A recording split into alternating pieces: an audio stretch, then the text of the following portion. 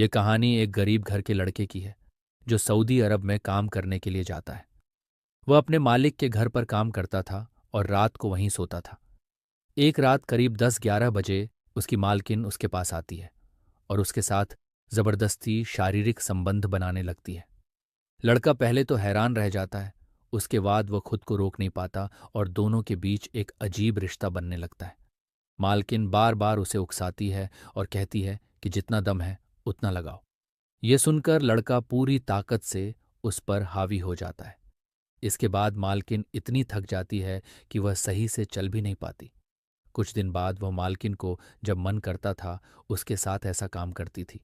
एक दिन ऐसा करती है उसके साथ जो देखकर आपके आंख फटी की फटी रह जाएगी।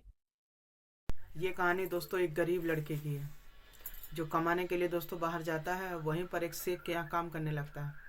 अब वहीं पर दोस्तों शेख की बीवी जो रात के करीबन 1 बजे दबे पाँव जो लड़के के कमरे में आती है। अब वो लड़का भी दोस्तों शेख के कमरे में वहीं जॉब करता है तो वहीं बाहर सो जाया करता था। अब इस प्रकार दोस्तों जो शेख की बीवी रहती है वो रात के 1 बजे कमरे आती है नौकर के, और उस नौकर से कहती है कि इतना ज़ोरदार से संबंध बनाओ कि मुझे आज मज़ा आ जाए।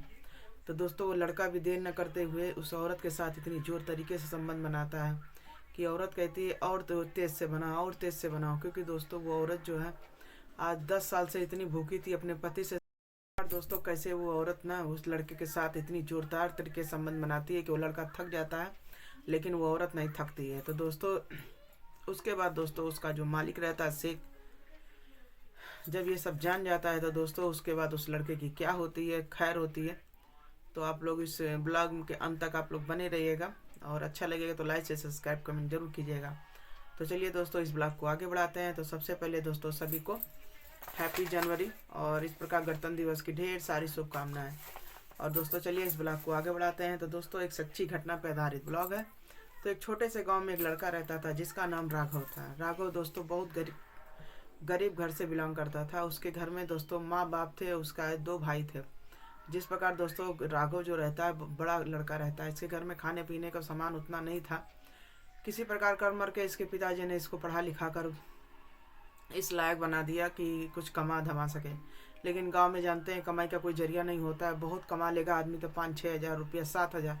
तो दोस्तों उसमें होता क्या है, इस प्रकार जो राघव तब बहुत ज़्यादा परेशान था, उसमें उसके परिवार का घर नहीं चल पा रहा था। अब वो किसी प्रकार दोस्तों एक जगह जाता है तो 7 हज़ार की नौकरी करता है। और जब 7 हज़ार की नौकरी करता है तो उसके बाद दोस्तों होता क्या है, उसमें कुछ होना तो था नहीं। फिर दोस्तों एक दिन जो है एक दोस्त रहता है, दोस्त से मिलता है तो उसका दोस्त से अपना दुख शेयर करता है। तो दोस्त से बताता है कि ऐसा है, मेरे घर की समस्या बहुत ज़्यादा है, 7 हज़ार में मेरा कुछ होता होता नहीं है। तब उसका दोस्त बताता है कि ऐसा है तुम दुबई जा सकते हो।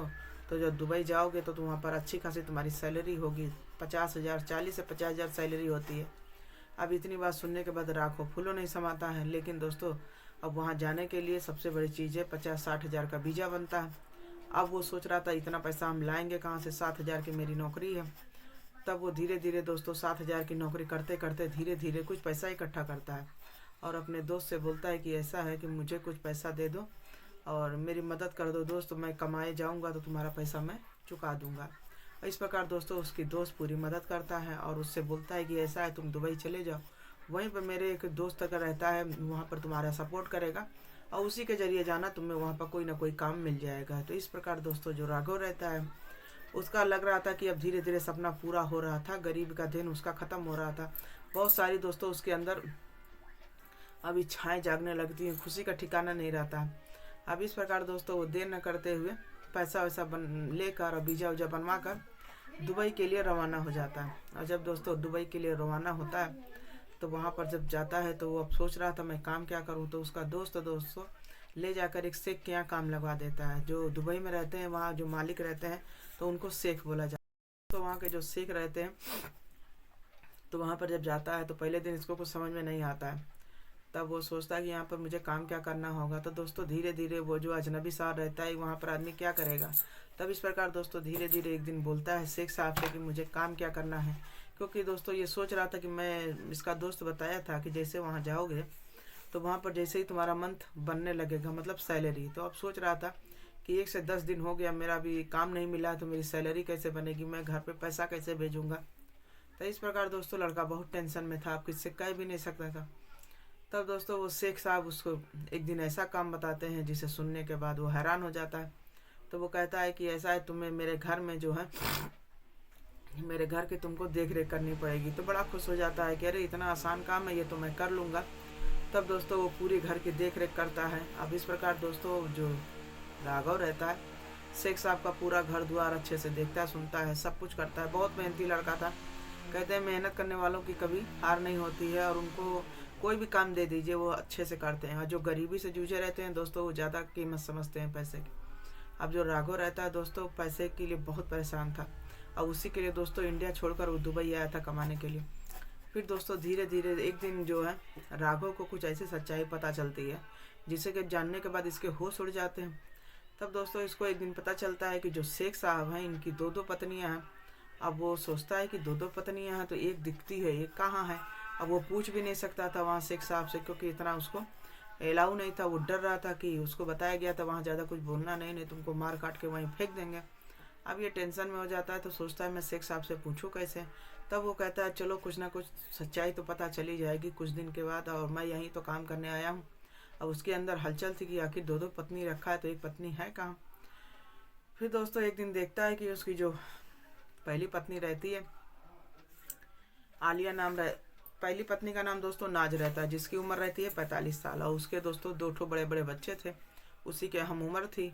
और जो दूसरी पत्नी थी दोस्तों, जब उसको पता चलता है कि इसकी दूसरी पत्नी इसकी दूसरी हवेली में रहती है, और उसकी उम्र दोस्तों थी सेम उसके बच्चे की माँ जैसे। अब वो सोच रहा था कि ये दो दो पत्नी का राज क्या है, अब चलो जानना चाहिए। तो इसके बाद दोस्तों वो चोरी छुपे जो है दो पत्नी का वो राज जानने की कोशिश करता है। शेख साहब जो रहते हैं इस सबसे अनजान रहते हैं, और इत्तेफाक से दोस्तों शेख साहब जो रहते हैं इसकी दूसरी पत्नी के पास जाके इससे मिलवा देते हैं। लेकिन शेख साहब के पास काम इतना रहता है कि उनके पास टाइम नहीं रहता, दो दो पत्नी जरूर रखे रहते हैं। लेकिन दोस्तों इसमें सस्पेंस था, दोनों पत्नी को एक दूसरे को पता नहीं था कि दो दो पत्नियां। जैसे पहली वाली पत्नी थी उसको ये नहीं पता था कि मेरा पति जो है दूसरी पत्नी रखे हुए है। कैसे कि दोस्तों दूसरी पत्नी थी ना, उसको दूसरे हवेली पर रखा हुआ था, इसलिए जो पहली पत्नी नाज थी उसको कुछ पता नहीं चलता है कि मेरी जो एक सौतन भी है। अब इस प्रकार दोस्तों जो आलिया थी वो दूसरे हवेली में अकेले रहती थी। अब इस प्रकार जो है उसको डर भी लगता था। तब उसको अपने पति शेख साहब से कहती कि ऐसा है, मुझे कोई रखवाला मेरे साथ रखने के लिए किसी को भेज दीजिए, हमको यहाँ पर डर लगता है। क्योंकि शेख साहब थे और रात में ही आते थे, दिन भर तो अपना काम करते थे, इसलिए वो हवेली में अकेले भटका करती थी। तब वो कहती है कि तुम टेंशन ना लो, एक तुम्हें हम मेरे घर पे ड्यूटी करने के लिए मिल गया है, तुम्हारी दिन भर वो ड्यूटी करेगा और शाम को अपने घर चला जाएगा। तो इस प्रकार वो खुश हो जाती है कि चलो अच्छा, उसका टेंशन खत्म हुआ। लेकिन वो क्या जानती थी कि यहाँ से उसकी किस्मत बदलने वाली है, उसकी ज़िंदगी का क्या रुख आने वाला है वो भी नहीं जान पा रही थी जो दूसरी पत्नी थी आलिया। तब दोस्तों जो राघव रहता है, जब शेख साहब उसको दूसरी बीवी के हवेली पर लाते हैं तो जैसे ही राघव उसको देखता है, देखते ही बिल्कुल आंखें उसकी फटी की फटी रह जाती हैं। कह रही इतनी सुंदर लड़की इसकी पत्नी कैसे हो सकती है, पहली पत्नी तो इसकी हम उम्र है और दूसरी तो इतनी सुंदर है, आखिर इसका राज क्या है। अब वो सोच रहा था इसको तो जान कर रहेंगे।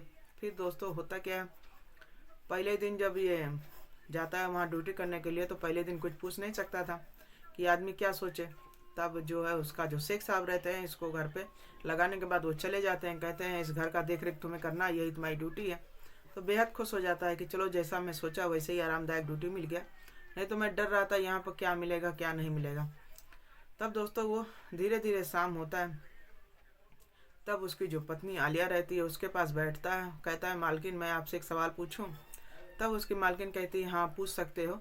तब वो पूछता है कि ऐसा है मालकिन, आपकी उम्र में और शेख साहब की उम्र में काफ़ी फ़र्क है, आप तो उनकी बेटी की माफिक लग रही हैं। तब वो कहती है कि ऐसा है, तुम्हारी पूछने की हिम्मत कैसे हुई। तब वो कहता है कि अगर मेरे से गुस्ताखी हुई तो मुझे माफ़ कर देना, लेकिन मालकिन अगर आप बताना चाहेंगे तो बता सकती हैं, बताने से आपका दुख हल्का हो जाएगा। अब ऐसी बात सुनते ही मालकिन के अंदर लगता है कि चलो कोई दुख बांटने वाला उसका आ गया है, और उसके साथ वो शेयर करेगी, क्योंकि उस लड़के की ड्यूटी करनी थी मालकिन के इर्द गिर्द ही। तब मालकिन को भी लगता है कि चलो उसका कोई दुख बांटने वाला आ गया, कोई अपना आ गया, क्योंकि इतना कोई अपना पूछता नहीं है आजकल के दुनिया में, कौन कैसे क्या रह रहा। तब राघव दोस्तों उससे पूरी सच्चाई पूछता है, जो सच्चाई उसके सामने आती है उसके पैरों तले जमीन खिसक जाता है कि कैसे कोई इस हाल में रह सकता है। तब दोस्तों जो आलिया रहती है, जो मालकिन उसकी, वो पूरी कहानी उसको बताती है कि कैसे शेख साहब ने उसके साथ शादी की। तब दोस्तों देर न करते हुए पूरी कहानी बताती है। तो बताती है कि मेरे जो पिता थे बहुत ज़्यादा गरीब थे, शेख साहब के यहाँ नौकरी करते थे, क्योंकि आलिया जो मैडम है उनकी भी कुछ सच्चाई है जो आज तुम्हें मैं बताना चाह रही हूँ। और मैं यहाँ पर क्यों अलग हवेली में रहती हूँ, शेख साहब मुझे दुनिया की नज़र से क्यों चुरा कर रखते हैं, ये सब तुम्हें आज। दोस्तों जो राघव को पूरी सच्चाई आलिया बताती है कि सबके दुनिया से नज़र चुरा के मुझे शेख साहब यहाँ क्यों रखते हैं। तब दोस्तों वो बताती है कि मेरे पिता बहुत ज़्यादा गरीब थे, शेख साहब के यहाँ काम करते थे, और जब काम करते थे तो इनके मेरे पिता के ऊपर बहुत ज़्यादा कर्जा था। हम 2 बहनें थे।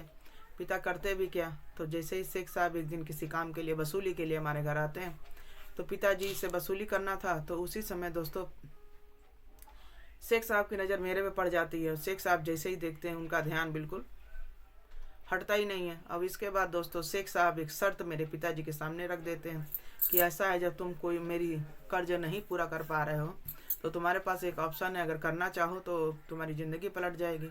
तब उनके पिताजी बोलते हैं शेख साहब क्या है, तो शेख साहब से बताते हैं कि ऐसा है, तुम्हारी बेटी जवान है, तुम मेरे से शादी कर दो, मुझे कुछ नहीं चाहिए, जितना तुम्हारा कर्जा है सब मैं माफ़ कर दूंगा। अब ये सब बात सुनने के बाद जो है आलिया के पिताजी खुशी का ठिकाना नहीं रहता है, क्योंकि वो सोचते हैं कि चलो सब कर्जा माफ़ हो जाएगा और इतनी बड़ी हवेली की मालकिन बनेगी, इससे अच्छी और किस्मत क्या होगी। अब ऐसी बात सुनने के बाद दोस्तों कोई भी फूले नहीं समाता, क्योंकि जिसके घर पे हम नौकरी करते हैं वही की अगर घर की मालकिन मेरी अगर लड़की बन जाए तो और क्या चाहिए। तो इसके बाद दोस्तों जो आलिया के पिताजी रहते हैं बेहद खुश हो जाते हैं और अपनी बेटी की शादी कर देते हैं। और यहाँ पर दोस्तों उसका पिता तो अपना जो है स्वार्थ पूरा करता है, और यहाँ पर आलिया की खुशी पूरी एक ताव पे रख दी जाती है, उसका कोई खुशी का वो नहीं रहता है। अब यहाँ पर जो आलिया रहती है इस प्रकार उससे पूरी बातें बताती है राघव से। तो राघव उससे पूछता है कि ऐसा है, आपकी शादी मंदिर में हुई थी कि समाज के सामने हुई थी। तब वो कहती है ना मंदिर में हुआ ना समाज के सामने हुआ, हम सर जो शेख साहब रहते हैं मेरे से चोरी से शादी की है। तब वो कहता है कि अच्छा, तब उससे बताता है कि तुम्हारे कोर्ट मैरिज भी हुआ है। तो कहता है कुछ भी नहीं हुआ है, तभी तो हमको चुरा के साहब यहाँ हवेली में रखते हैं। तब वो राघव बोलता है कि ऐसा है, अगर आप इस दलदल से निकलना चाहती हैं तो वो भी बताइएगा, निकल जाएंगे, क्योंकि हर कहते हैं ना कि हर कष्ट का निवारण होता है। तो इस प्रकार दोस्तों इसकी बातें जो राघव की रहती हैं आलिया के अंदर घर कर जाती हैं कि वो तो इस शादी से वैसे खुश नहीं थी, वो सोच रही थी दलदल से निकलने के लिए। तब वो सोच रही थी कि शायद हम इसी आदमी के जरिए हम इस दलदल से निकल जाओ, कहीं चले जाएं अपनी खुशी ढूंढने, क्योंकि दोस्तों हर जगह जो पैसा हवेली यही खुशी लड़की की नहीं होती है, उसके भी अंदर कुछ खुशी होती है कि उसके माफी भी कोई आदमी हो, प्यार करने वाला हो। अब यहाँ जो शेख साहब थे अपनी खुशी पूरा करने के लिए आलिया से शादी करते हैं। यहाँ दोस्तों आलिया की खुशी पूरी नहीं होती है। अब उस दिन धीरे धीरे शाम हो जाता है। तब राघव जो डरने लगता है कहता है अब शेख साहब का टाइम हो रहा है, अब मुझे अपने कमरे में जाना चाहिए। तब आलिया बोलती है कि ऐसा है, तुम यहीं सो जाओ, मेरे ही पास कमरे में सो जाओ। तो वो कहती है नहीं, मालिक आएंगे तो मुझे मार डालेंगे, और इस घर की देख रेख करने के लिए मालिक मुझे रखे हैं, ना कि यहाँ सोने के लिए। तब उसकी मालकिन हाथ पकड़ लेती है और छोड़ती नहीं है। अब ऐसे ही देखते ही वो हाथ छुड़ा कर चला जाता है सोने के लिए। फिर दोस्तों दोनों अपने अपने कमरे में सो जाते हैं और शेख साहब उस दिन आते नहीं हैं, कोई कारणवश फंस जाते हैं काम में। तब दोस्तों जब दोनों सुबह उठते हैं, दोनों का कमरा सामने ही सामने था, तो जब दोनों उठते हैं तो दोनों की आंखें लाल थी। तब दोनों एक दूसरे को देखते हैं, कहते हैं तुम्हारी आंखों को क्या हो गया। तो आलिया पूछती है तुम्हारी आंखों को क्या हो गया। तो इस प्रकार दोनों पूछते हैं। तब कहते हैं हम दोनों लग रहा सोए नहीं हैं रात भर। तो वो कहती है हाँ, तुम्हारा ही ध्यान मुझे रात भर था। तो राघव भी बोलता है कि तुम्हारा ही ध्यान मुझे रात भर सता रहा था कि कैसे एक लड़की जो इतनी सुंदर है किसी के चंगुल में फंस जाती है, मजबूरी का शिकार हो जाती है। तब दोस्तों फिर दूसरा दिन होता है। अब राघव सोच रहा था, फिर वही सब बातें करने लगता है। इस प्रकार दोनों की नज़दीकियाँ कब प्यार में तब्दील हो जाती है दोनों को पता नहीं चलता है। तो दोस्तों यहाँ पर जो राघव रहता है दूसरे दिन भी सोच रहा था काश मेरा हाथ जो मैडम जी हैं आलिया मैडम पकड़ लेती। तो इस प्रकार दोस्तों वो फिर उसी पूछ रही थी कि ऐसा आज तुम मेरे कमरे में सो जाओ। तब वो देर न करते हुए दोस्तों पूरा जो है दोनों एक पास आते हैं, और जब पास में आते हैं तो दुनिया समाज का कुछ नहीं सोचते हैं। बस दोस्तों अब वो अपने की सोच रही थी, क्योंकि उसको जो है कुछ सूरज की किरणें दिख रही थी उसकी खुशी का। अब इस प्रकार दोनों एक पास में आते हैं दोस्तों। उसकी मैडम रात को 1 बजे उसके कमरे में आती है। फिर दोस्तों दोनों बातों मतलब एक दूसरे से बात करते हैं। बात करते करते कब उनके अंदर गर्मी आ जाती है। अब इस प्रकार दोस्तों दोनों एक दूसरे का कपड़ा उतारते हैं और उसके बाद जोरदार तरीके से संबंध बनाते हैं। और संबंध दोस्तों इतनी दौरान होता है, इतनी तेज होता है कि पूरे कमरों में सिसकारियाँ होने लगती हैं, आवाज़ आने लगती है। अब इस प्रकार दोस्तों जो इस सब से अनजान था, मतलब कुछ किसी को पता नहीं था, शेख साहब तो बिल्कुल अनजान थे, उनको कुछ पता ही नहीं था। तब दोस्तों पूरी सच्चाई बताती है कि जो हम यहाँ पर दूसरी बीवी बन के हैं, मेरी पहली वाली जो इनकी बीवी है नाज, उनको भी नहीं पता है, क्योंकि ये जितना शेख साहब संपत्ति के मालिक है ना, वो नाज मैडम का है। क्योंकि नाज जी के पास इतना पैसा था तो घर जमाई बन के ये हमारे पति थे और हमको ये अपनी पत्नी बना के लाए अपनी खुशी के लिए। तब इतनी सब बात सुनने के बाद राघव के तो होश उड़ जाते हैं कि इतना बड़ा राज था इस हवेली में, जिसके जानने के लिए राघव परेशान था। तो लेकिन अब यहाँ पर राघव बोलता है कि ऐसा तुम अब क्या करोगी, तुम्हारी खुशी कैसे क्या होगी, तुम तो इनके साथ रहना चाहती हो कि नहीं रहना चाहती हो, क्योंकि मैं तो तुमसे प्यार करने लगा हूँ।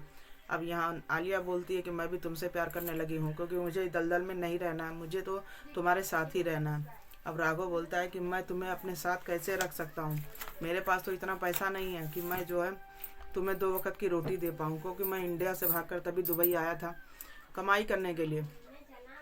तब वो बोलती है कि ऐसा है, तुम टेंशन ना लो, तुम अगर नहीं मिले तो मैं जहर खा के मर जाऊंगी। तो इस प्रकार दोस्तों जो आलिया रहती है इतनी सब बातें बोलती है।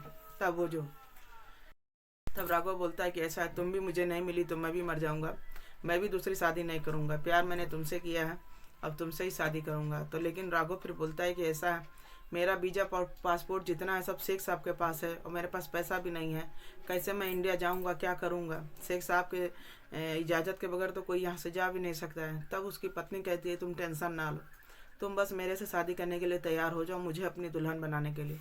तब वो कहता है कैसे, तो पूरी सच्चाई वो बताती है कि तुम्हारा वीज़ा पासपोर्ट जो है शेख साहब मेरे पास रखे हुए हैं और शेख साहब का पैसा इतना मेरे पास है कि ये हवेली है, बहुत सारा पैसा वो मेरे नाम रखे हैं, क्योंकि वो मेरे से बेइंतहा प्यार करते थे। इस प्रकार दोस्तों जो नाजिया आलिया रहती है सब पैसा एक जगह इकट्ठा करती है और उसका वीज़ा पासपोर्ट उसको देती है, और उसके बाद दोस्तों दोनों जो है इंडिया के लिए रवाना हो जाते हैं। इन सब की जानकारी जो है इनके पति को नहीं चलती है। दूसरे दिन दोस्तों जब वो रवाना हो जाती है तब एक चिट्ठी लिखकर शेख साहब को छोड़कर जाती है। तब वो कहती है कि ऐसा है शेख साहब, मैं जो अपनी मर्जी से इस आदमी के साथ जा रही हूँ इंडिया, आप कुछ नहीं करेंगे, और आपने मेरे से धोखे से जो शादी की है गैर कानूनी, अगर वो मैंने FIR करवा दी तो आप फंस जाएंगे। अब ये सब बात सुनने के बाद जो शेख साहब जैसे ही घर में घुसते हैं तो देखते हैं कि आज तो वो दिख नहीं रही है, आज कहाँ गई। तो उसकी नज़र दोस्तों एक कागज़ पे पड़ती है। जब कागज़ पे जो कुछ देखते हैं तो उनके होश उड़ जाते हैं कि कैसे कोई एक आदमी उनका विश्वासघात करता है। वो सबसे बड़ा विश्वासघात तो उसकी पत्नी करती है। तो उसकी पत्नी कहती है कि अगर आप जो है मेरी गुमशुदगी की तलाश की रिपोर्ट अगर आप पुलिस में लिखाएंगे तो नाज मैडम को पता चल जाएगा, क्योंकि नाज मैडम से छुपा कर आपने मुझे यहाँ रखा हुआ था, मुझे एक गुमराह किए, तो उसके लिए आपको उल्टा सज़ा मिलेगी। ये सब बात सुनने के बाद शेख साहब अपने ही जाल में फंस जाते हैं और मन मार के दोस्तों बैठ जाते हैं। और इस प्रकार जितना गया हुआ कुछ बोलते नहीं हैं। अब इस प्रकार दोस्तों पहली पत्नी जो रहती है नाज के साथ वो हंसी खुशी रहने लगते हैं, कहते हैं मरता क्या ना करता। अब उनके पास कोई ऑप्शन नहीं था। अब इस प्रकार दोस्तों उनकी जो दूसरी पत्नी थी वो इंडिया चली जाती है पैसे। अब इधर राघव जो आया था पैसे कमाने के लिए आया था दुबई, तो उसके पास तो पैसे की कमी थी नहीं, क्योंकि उनकी जो पत्नी थी, अब तो आलिया उसकी पत्नी बन गई थी, वो तो ढेर सारा पैसा था। अब इस प्रकार दोस्तों दोनों इंडिया में आते हैं, अच्छा खुशी से अपना जो है जीवन यापन करते हैं, दूसरे के साथ बड़ा खुश रहते हैं। तो दोस्तों इस ब्लॉग को यहाँ पर ख़त्म करते हैं, और हमारा ब्लॉग आपको अच्छा लगा हो तो लाइक से सब्सक्राइब कमेंट जरूर करिएगा। मिलते हैं फिर अगले ब्लॉग में, जब तक के लिए बाय बाय।